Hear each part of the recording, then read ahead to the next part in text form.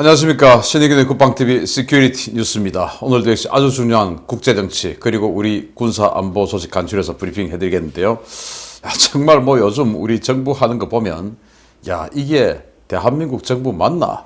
라는 생각이 드는 아주 정말 우려스러운 일들을 계속 벌어지고 있고요. 북한에서 도대체 무슨 돈이 났는지 엄청난 해군 전력들을 증강하고 있습니다. 소식 알려드리겠습니다.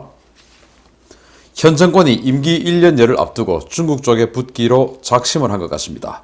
한미일 3국 안보실장 회의 당일 외교장관을 중국에 보내더니 이제는 국방부도 중국과의 외교안보 대화에 적극적으로 임하겠다고 선언했습니다. 중국은 한국에 수백 발의 탄도미사일을 겨냥하고 매년 100회 이상 우리 방공 식별구역을 침범해 우리를 위협하는 명백한 적성국가입니다. 국방부가 이런 중국과 2+2 회담을 통해 적극적으로 소통하고 협력하겠다고 밝혀 논란이 되고 있습니다. 부승찬 국방부 대변인은 5일 정례 브리핑에서 한중 2+2 대화는 외교안보 당국 간 관련 분야에서의 소통과 협력을 강화하는 계기가 될 것이다 라며 국방부는 적극적으로 대화에 임하겠다 라는 입장을 밝혔습니다. 국방부의 이러한 입장은 정의용 외교부 장관이 지난 4월 3일 중국 샤먼에서 왕이 중국 공산당 외교부장을 만난 자리에서 올 상반기 중에 2+2 대화를 갖자고 합의한 것에 대한 국방부의 화답인데요. 바로 하루 전 미국이 한미일 3국 안보실장 회의를 통해 중국에 대한 견제 필요성을 강조한 지 단 하루 만에 나온 것이어서 논란이 되고 있습니다.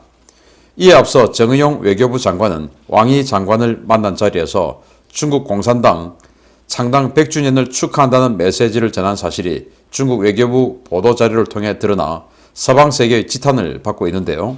한국 정부의 이 같은 행위는 서방세계에서 중국 공산당이 사실상 공공의 적으로 부각되고 있는 상황에서 대단히 부적절하다라는 지적이 나오고 있습니다.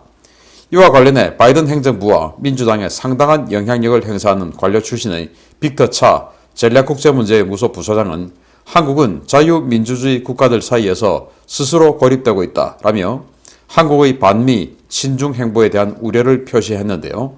우리를 지켜주는 동맹에게는 적대적이고 우리를 위협하는 적대 세력에게는 호의적인 이 국방부 도대체 왜 존재하는지 국민들의 우려와 비판이 쏟아지고 있습니다. 2+2 회담을 하기로 했다고 합니다. 외교부 장관, 국방부 장관, 이 외교 안보를 책임지는 수장들이죠.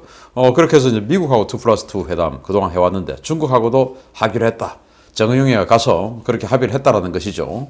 그러면서 이제 이 부승찬이라고 하는 이 국방부 대변인이 환영한다 라고 이제 이렇게 이야기를 했는데 이 부승찬 이 사람은 제가 모르는 사람이에요.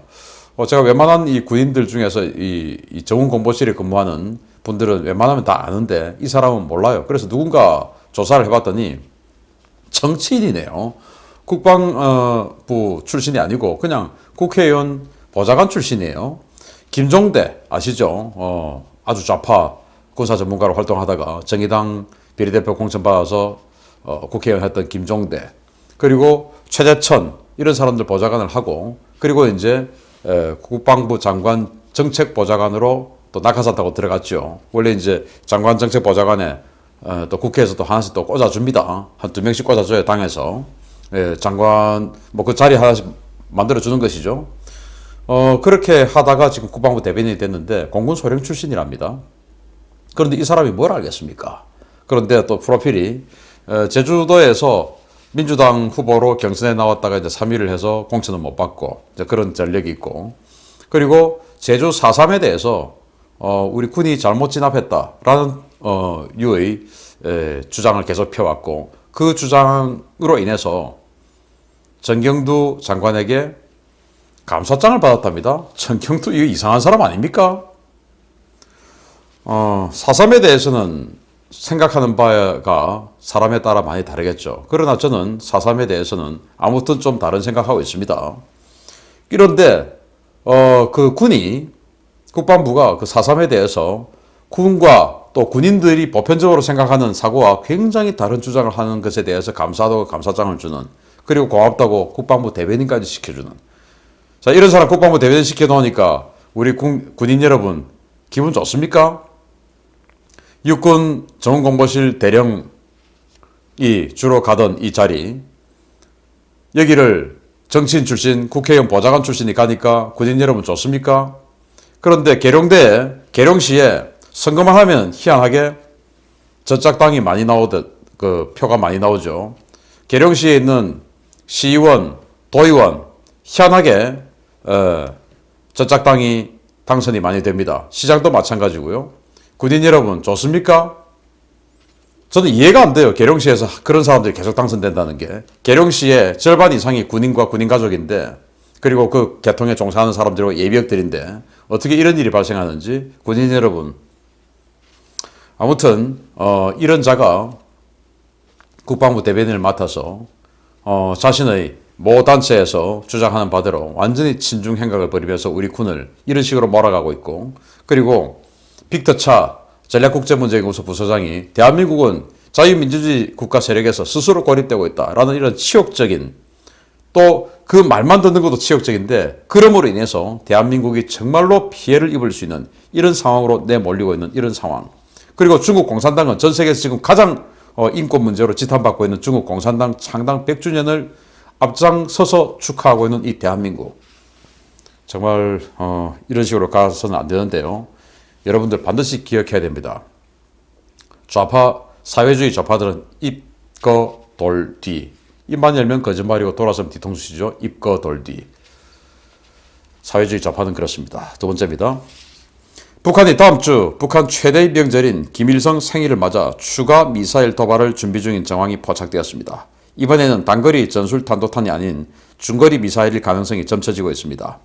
북한이 평양 인근인 순안 비행장과 강원도 원산의 기대령 일대에서 이동식 미사일 발사 차량을 가동하고 있으며 미사일 발사를 준비하고 있는 정황이 식별되었다고 정부 소식통이 4월 5일 밝혔습니다. 정부 소식통은 국내 통신사들과의 인터뷰에서 지난달 25일 북한이 신형 전술 유도탄이라고 주장한 단거리 탄도미사일 발사 이후 북한의 추가 미사일 발사 움직임이 꾸준히 나타나고 있다라며 통상적인 훈련보다 규모가 크고 폭이 넓은 활동으로 우리 정보 당국은 이를 미사일 추가 발사 징후로 보고 있다라고 밝혔습니다.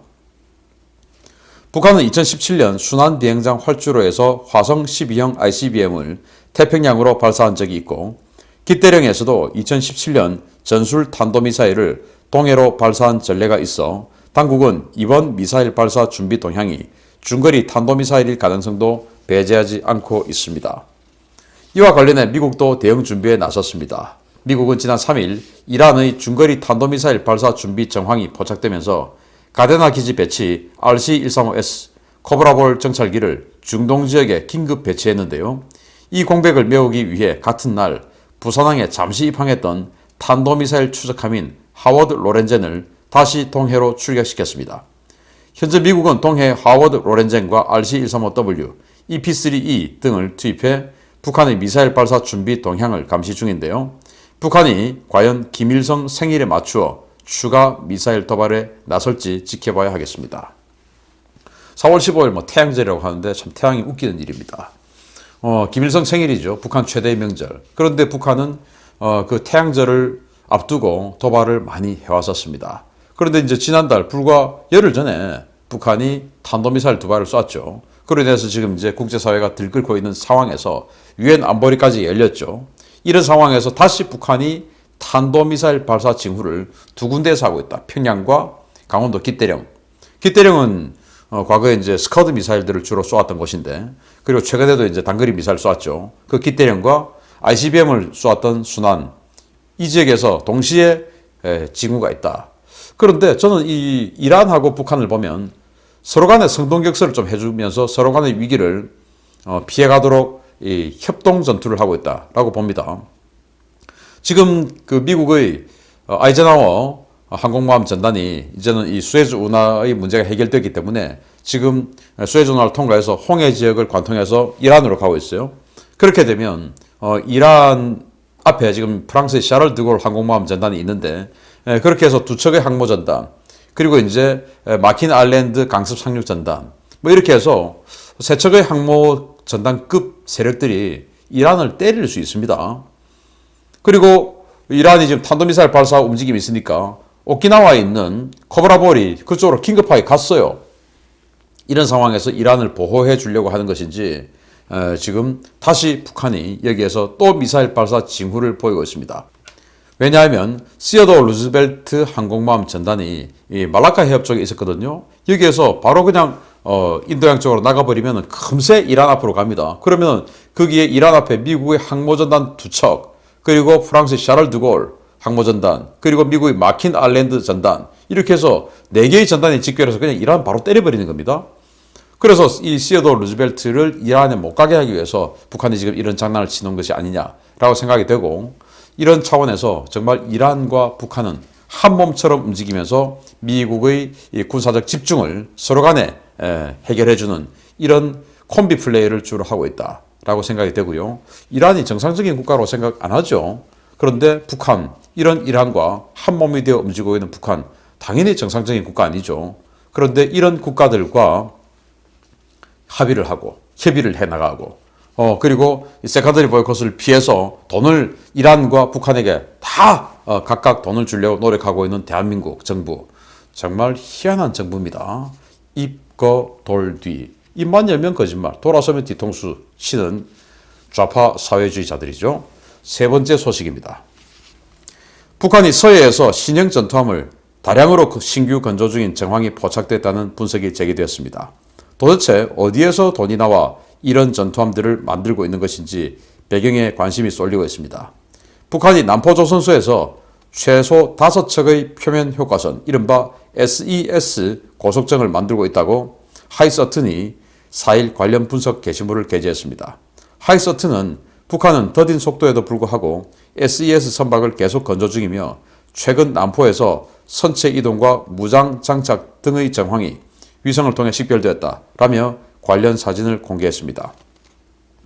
3월 31일 촬영된 것으로 확인된 이 위성 사진에서 북한은 놀랍게도 1,500톤급 스텔스 초계함, 일명 남포급 2척을 건조 중인 모습이 식별되었고, 이와 별개로 농어급으로 알려진 SES 선형의 미사일 고속정 개량형 5척을 추가로 건조 중인 사실도 식별되었습니다. 이 개량형 고속정은 금성 3호 함대함 미사일 4발과 SA-7 계열의 유견장 함대공 미사일 발사기 등의 미사일 무장, 또 76mm 함포와 30mm AK-230 기관포 등을 탑재하고 있는 것으로 식별됐는데요.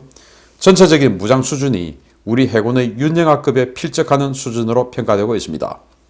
이번에 남포조선소에서 식별된 7척의 신규 함정들은 새로 모두 건조에 들어간 신형 함정들인데요.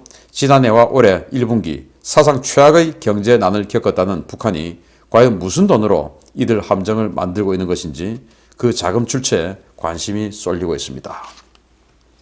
자, 생긴 건 보십시오. 딱 봐도 신형처럼 생겼지 않습니까? 스텔스 효과는 레이더로 재보지 않아서 모르겠으나 어쨌든 스텔스 선형의 동체 선체 형상, 그리고 여기에 금성 3호 신형 미사일이죠. 그동안 북한이 가지고 있었던 스틱스 같은 그런 완전 구형 미사일이 아닌 우리 하푼급, 해성급하고 비슷한 이런 신형 미사일, 하푼스키라고 하는 바로 우란, 바로 그겁니다. 그걸 지금 4발 장착하고, 그리고 여기 앞에 이제 AK-230, 76mm 함포, 이런 것들 장착하고 있는 강력한 전투함입니다. 당연히 속도도 빠르겠죠. 그리고 1,500톤짜리 남포급 초계함, 이것도 2개를 지금 동시에 건조하고 있고, 그러면은 지금 남포 조선소에서만 7척의 군함을 동시 건조하고 있습니다. 제가 여러 번 말씀드렸듯이 이 배 중에서 가장 비싼 배가 군함입니다. 군함은 2000년대 초반 물가로 1톤당 1억 원입니다. 건조비가. 그런데 지금 이제 2020년쯤 됐으니까 지금은 1톤당 1.5억 원입니다. 1억 5천만 원이에요. 건조비가. 그러면은 1,500톤짜리 2척, 3,000톤. 그리고 이거 한 250톤 정도로 돼 보이는데, 그러면 한 1,250톤 안 되겠습니까? 그런데 작으면 작을수록 또 선체 건조비가 또 더 비싸죠. 이제 이 시스템이 또 들어가니까. 그래서 합해서 3,250톤. 그러면은 한 4,500에서 5,000억 원 정도의 비용이 여기에 들어갈 수밖에 없습니다. 그리고 북한은 이 대부분의 이 자재를 밀수를 해야 됩니다. 밀수하면 당연히 가격이 또 더 상승하겠죠. 물론 여기 인건비는 없겠습니다만은 어쨌든 그런 식으로 한 5천억 원 가량의 돈이 들어가야 하는 이 군함 7척 건조를 이렇게 동시다발적으로 하고 있는 이 상황, 북한이 돈이 어디서 났을까요?